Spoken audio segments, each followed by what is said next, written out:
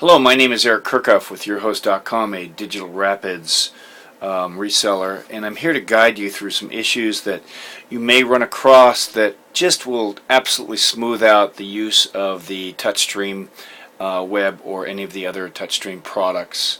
It has to do with having the internet and a few other things, your video hooked up. As you can see, we have a good video running through here.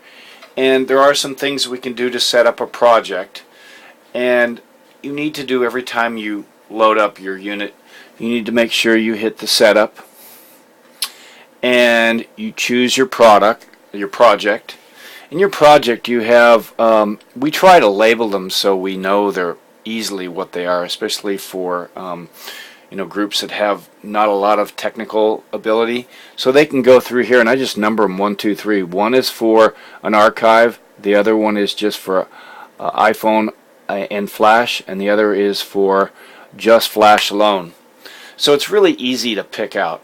Then you want to get your input settings, making sure that you have your composite or S-video balanced and unbalanced. Unbalanced and balanced may be something that might be a little bit difficult to grasp, and let me just make it real simple for you. The unbalanced side is actually the RCA right-left plugs that you're used to seeing on your video machines or your old VCRs or what have you. And so that's pretty much your unbalanced. Your balanced is your XLR or microphone type inputs that you would use in a band or on stage or something like that. That's usually what that's for. Most of the time you're going to have an unbalanced input, especially if you're going remote. That will probably be the type of input.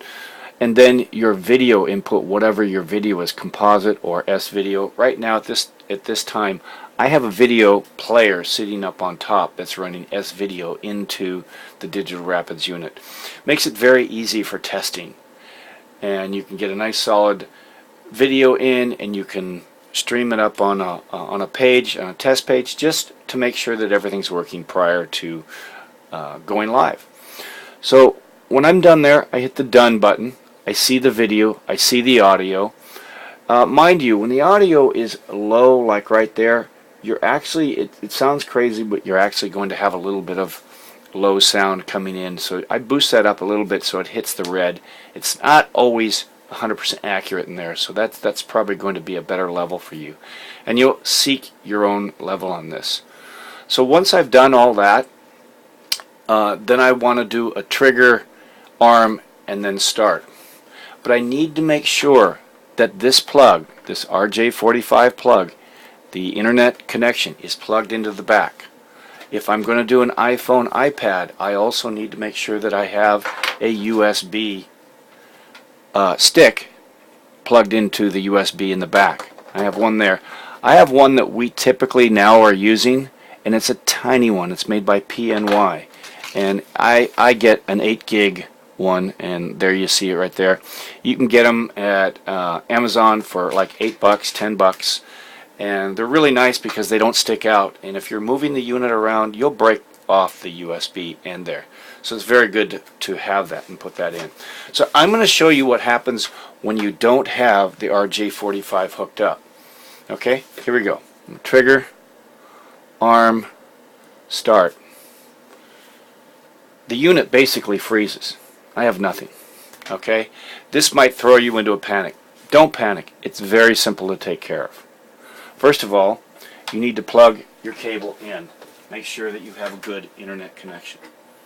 I'm going to plug that in. I'm also going to plug in the PNY USB. That actually USB for the iPhone, iPad is plugged in there, so it actually writes to it. You can also write an archive to it, but be careful. If you fill that up, it will kill your signal. Okay, so now we see that our screen is still frozen. This is just like a button on a regular computer.